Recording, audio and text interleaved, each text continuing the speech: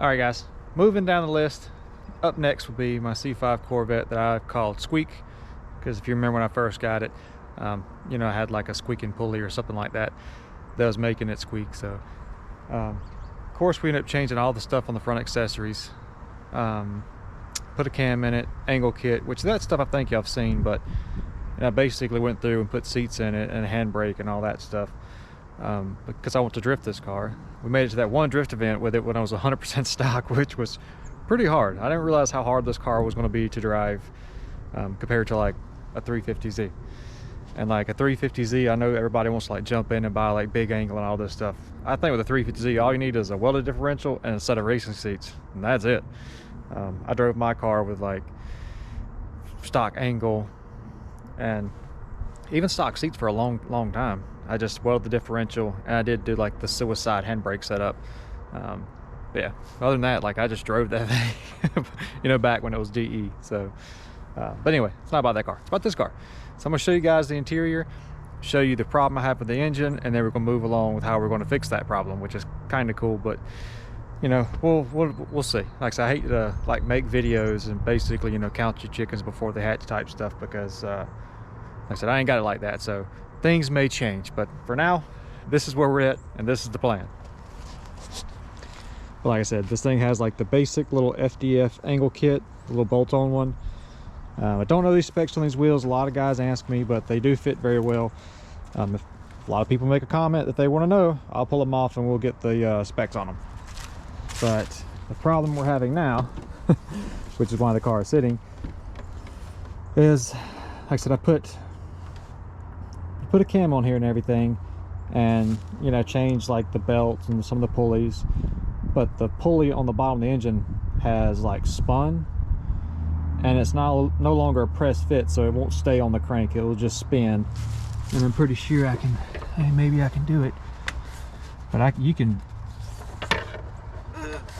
do it, but it will spin. Like none of the accessories are actually running, which I'll show you guys in a second, because I'm gonna crank the car up, even though I probably shouldn't, because that's probably destroying the crank in this thing. But like the whole reason I bought this thing was just the interior. You know, everybody was talking about C5s. I've always liked the C5s with the pop-up headlights.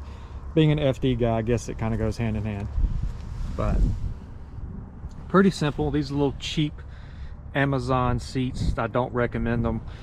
They're okay in the Corvette because the back is leaning against, if you're tall, the back is leaning against the car, so they're not too wiggly. But they don't fit very well. I had to like custom make some brackets, do a bunch of stuff to get them in there. I just kind of wanted to keep the red interior. Yeah, that's pretty much the setup. Very simple, but like I said, gets the job done. Now, with the engine issue, I could just pull the radiator out, pull the power steering rack, you know, get the rack out of the way and all that stuff, buy a front pulley, put the little pin kit so the pulley can't spin, and then we'll be back up and running. So that's just too it's just too easy and too boring, right? So you want to do something a little cooler. So I found a crashed Corvette, which is this pile of junk that's in the way, with all this other junk that's in the way. Found that, spent money that I didn't have, like normal, to buy that car, to get the engine and everything out of it, because it has this little thing right here on the front of it. So I was like, why go through the headache of replacing my front pulley and putting a pin in it when this one already has it, and it's got this big old boost maker on the front of it. So that's the game plan for my Corvette. Like I said, I could just fix it and have a, you know, car made 400 with the cam that's in it on the dyno, so I mean 400 is plenty. So I don't like chasing horsepower, and like I said, going boost, that kind of scares me. I'm like, man, if I put the supercharger on there, it's gonna make, you know, definitely over 500, probably really close to 600. And that's when stuff's gonna start breaking, you know. Like, I don't think a factory clutch would hold up that long. You know, just like a single disc, because now I'm thinking I need like a twin disc, which that's money I don't have that kind of money. And then it's like, Man, my torque tube is old. Who knows if it's ever been rebuilt, so I probably need to like rebuild that while I got the engine out. And I was like, man, this thing is probably gonna like start breaking stuff. Even though I don't run a big tire on the Corvette because I don't want to run a big tire. I think the tires on the back of this thing are like a 245. Again, sorry for the wind. You know, it's winter. It's just the way the weather is, guys. I can't help it. Sorry.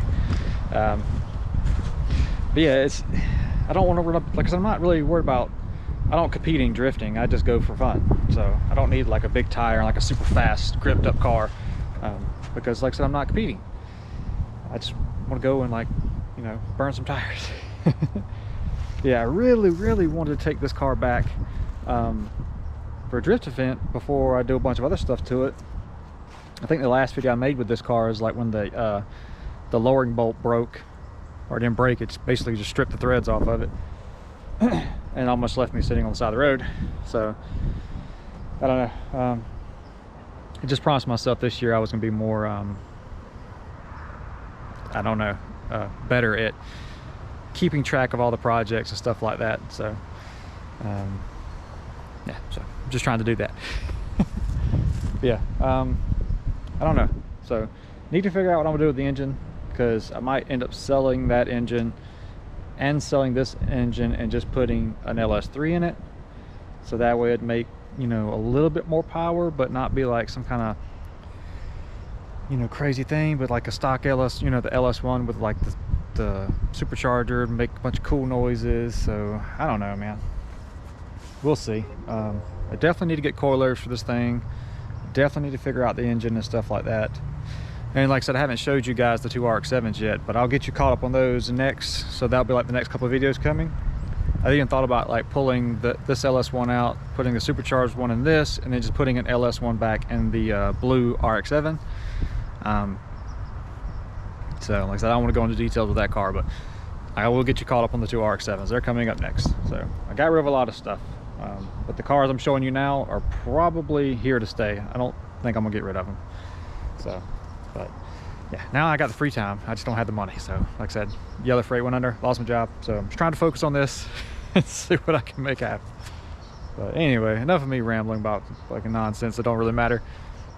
I'll crank the car up, which like I said, I probably shouldn't. Show you guys that front pulley, how it's spinning. And that'll probably be the end for this one. If it will crank. This thing's been sitting for a while, so, because I can't really drive it. But like I said, I've had some issues with this car, but not too many really.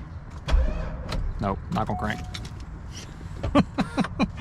As I was like trying to brag on it, which like I said, I've killed that battery before, which really bums me out because I spent like $300 on that stupid battery just because it was red. But anyway, here's a closer look of the interior of the car. Nothing too crazy, but yeah, I need to get this thing back on the road and fixed, because it's just sitting, and that's not really good for it. And also got that little rear cargo cover out of that car that I bought that was crashed. That's kind of cool. Got the WeatherTechs in here, which kind of hides some of the red, so it kind of makes it look a little nicer. Definitely was a lot of red in here. But I hate I don't have a garage, man, because I think my interior is getting faded from like sitting outside. So that really breaks my freaking heart, because the red interior is kind of hard to find. So yeah, sorry you guys can't hear the car run, but maybe in the next video when you see this guy, we'll see this thing, we'll start be tearing into it to get the engine out of it. That's what I should do. I should just pull this engine out, put that other engine in. Don't worry about replacing the clutch or none of that stuff right now. Just get that engine in here and get it running with the supercharger on it. But I don't know, I don't want it to be like half-ass done whatever, and then like get it together and go put it on the dyno and the clutch won't hold the power, and now the clutch is, you know, slipping, and then I gotta take it all apart again. It just totally defeats the purpose of doing it. I'd rather just save up the money and, like I said, get like a good clutch, rebuild the torque tube, buy new engine mounts, and, you know, better radiator and all that stuff while I got the car all apart. But it is what it is. It always comes down to money. That's what really sucks. Yeah, that's pretty much it. Like I said, I do have like I I don't even think I showed you guys that stuff on like other social media stuff I did. I bought like Z06 C6 Corvette brakes for it, and they wouldn't clear my wheels, so I ended up selling the just buying like you know, good rotors and stuff like that. So gonna be doing that.